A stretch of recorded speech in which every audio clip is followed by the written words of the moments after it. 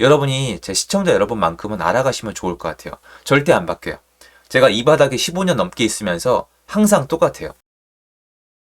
여러분 안녕하세요, 롱자입니다. 날씨가 많이 추워졌습니다. 감기 조심하시고요. 가족분들이랑 건강 꼭 챙기셨으면 좋겠습니다.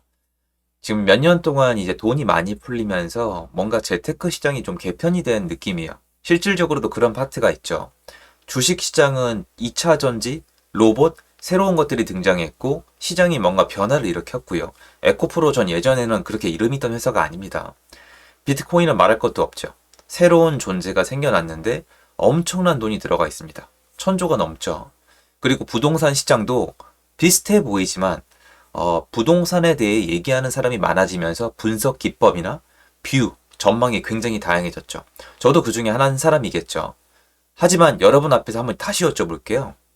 이 세 가지 시장 중에서 그나마 가장 변화가 적은 건 뭘까요?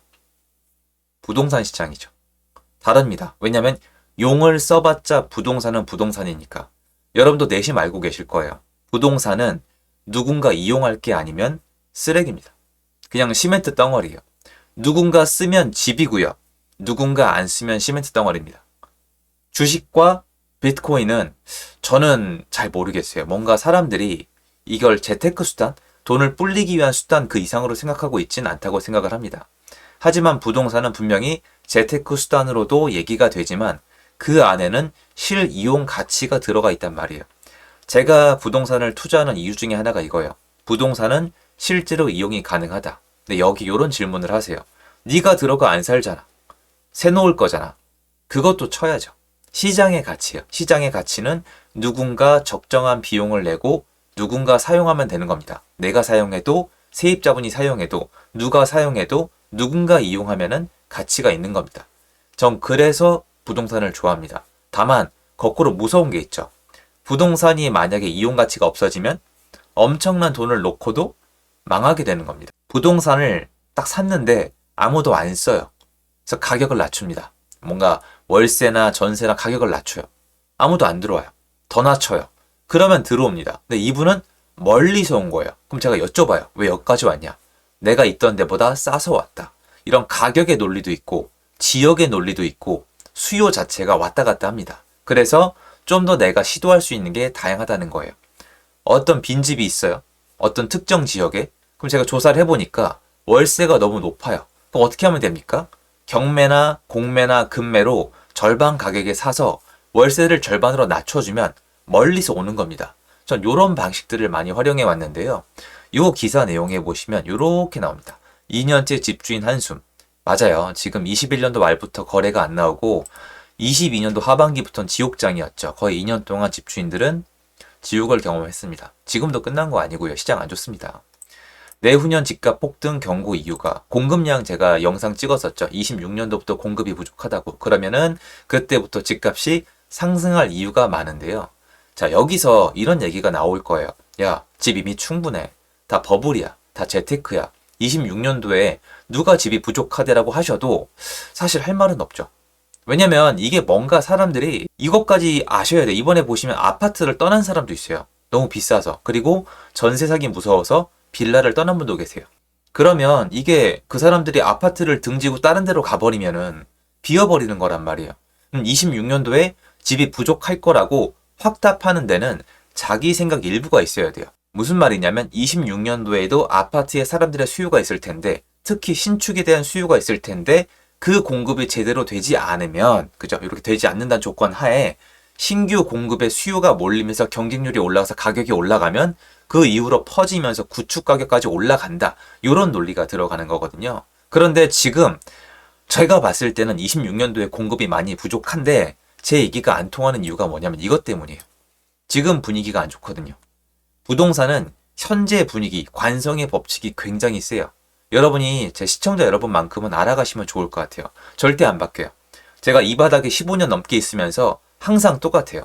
지금 그대로 판단을 해요. 왜 그러냐면 부동산은 우리가 실제로 이용하는 거거든요. 너무 중요하고 필수제고 덩어리가 너무 크기 때문에 뭔가 두려움을 느끼면 너무 강해요. 또 기대심이 커지면 너무 광란으로 바뀔 수가 있습니다. 그런데 지금 분위기가 어떻죠? 거래량만 봐도 말 그대로 침체장이에요. 집주인들이 할 수 있는 게 없어요. 매도도 안 되고 전세도 안 나가고 대출도 안 나오고 세금은 나가야 되는데 이자는 올라가고 여전히 그렇게 나아진 게 아직 확실히 없어요. 1, 2년 전보다 좋아진 건 맞지만 여전히 어려워요. 그러면 지금 그 누가 부동산 시장이 좋아질 거다, 돈을 벌 수 있다 이런 얘기를 하겠어요? 내려갈 거다, 이제 끝이다, 사면 안 된다 이 얘기를 하는 게 역사적으로 봤을 때 훨씬 더 현명해요. 그 얘기를 하는 게 맞는 타이밍이 맞습니다. 그러면 이 안에서 우리가 뭘 놓치냐면 앞으로 공급량에 대한 생각을 안 하게 되어 있습니다. 자, 기사를 보시면은 26년도에 데이터 들어가 보면은 서울, 경기, 인천 합치면은 역대급으로 공급 물량이 진짜 부족하거든요. 여러분 큰일 나실 것 같아요. 아니죠. 근데 전 경험이 있죠. 시장이 좋을 때 공급 부족 얘기 나오면은요, 난리 나요. 정말 신축의 피가 이만큼 붙습니다. 그럼 재개발, 재건축까지 난리가 납니다.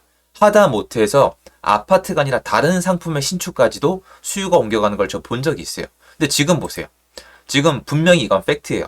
공급은 부족하거든요. 더 힘들어질 거예요. 왜냐면 지금 망하고 있는 곳들이 대형 건설사가 아니에요. 중견 건설사 아니면 중견 밑에 있는 건설사인데 사람들이 잊고 있는 게 있어요. 자, 수주를 할 때 좀 입지가 안 좋거나 수익률이 애매하거나 좀 저렴한 가격에 시공을 해야 되는 현장을 누가 맡을까요? 유명한 건설사? 아니면 힘없는 건설사? 맞아요. 중견 이하의 건설사들이 좀 저렴하게 지으려고 애를 씁니다. 왜? 이럴 때는 경력을 쌓고 회사를 지켜내야 되니까. 힘든 시기에 울며 겨자 먹기 식으로 최대한 많이 짓는 거는 중견 건설사 이해인데 얘네가 망하고 있어요. 그러면 다가올수록 더 어려워요. 대형 건설사는 오랜 시공 기간을 원하는데 중견 건설사는 그나마 빨리 지으려고 하거든요. 왜냐면 마진이 적으니까. 빨리 지을 사람, 저렴하게 지을 사람, 좀 멀리 지을 사람이 점점 줄고 있습니다. 지금 대형 건설사는 제가 봤을 때 공공택지조차도 원하고 있지 않아요. 그럴 분위기가 아니거든요. 그럼 이대로 가면은 공급 부족은요, 불보듯 뻔한 얘기예요. 제 생각에서는요. 그래서 신축이 부족해질 것이고 신축의 경쟁이 붙을 것이고 신축 가격이 올라가면 구축까지 퍼질 것이고 구축까지 퍼지면서 또 이 지을 때 원자재비가 올라갔잖아요. 그 인플레이션이 구축까지 퍼질 수 있는 현상이 부동산 시장의 미래인데 지금 제가 이 얘기를 해봤자 지금 분위기가 안 좋기 때문에 아무도 신경을 안 쓴다는 겁니다. 제가 부동산에 대해서 이래서 좋아하는 거예요. 뭐냐면 지금 분위기는 재테크 시장을 따라가요. 이건 제 경험인데요. 주식시장이 좋으면 쭉 좋을 것 같은 그 느낌. 내려가면 한도 끝도 없이 내려갈 것 같은 그 느낌. 비트코인도 요새 난리잖아요. 이 분위기 가는 추세 있죠. 사람들의 심리적 추세. 이거를 재테크화 시켰기 때문에 따라가요. 지금 안 좋으면 앞으로도 안 좋을 거란 생각을 할 수밖에 없어요. 하지만 제가 부동산을 공부하는 이유가 뭐냐면은 부동산은요, 수요가 있습니다. 사람들이 굶어 죽지 않는 이상 열심히 일하는 이유는 위로 올라가기 위해서요. 원룸보다는 투룸, 투룸보다는 쓰리룸, 빌라보다는 아파트, 아파트도 고급 아파트, 좋은 입지 있는 아파트 이렇게 옮겨가는 거, 이게 원동력이거든요. 그러면 어차피 수요는 안 좋을 때 들어갔다가 다시 나오고 위로 올라오는 게 여태까지 역사거든요. 더군다나 이걸 장점이라고 얘기할 수는 없지만 지금 시장의 제 기준 장점 중에 하나는 뭐냐면 수요가 바닥이에요. 서울 아파트 거래량이 이렇게 낮았던 적은 여러분 단 한 번도 없어요. 이번이 처음이에요. 역사적으로 지금 최근 1년 반 동안 이게 처음이에요. 우리 미래 세대는 이 시기를 기억하게 될 거고 기록하게 될 거예요. 이 상태에서 지금 부동산 시장을 나가보세요. 지금 한창 막 가격이 내려가고 있다? 그럼 더 봐야 돼요. 그런데 이미 거래량이 시장이 침체될 대로 침체됐어요.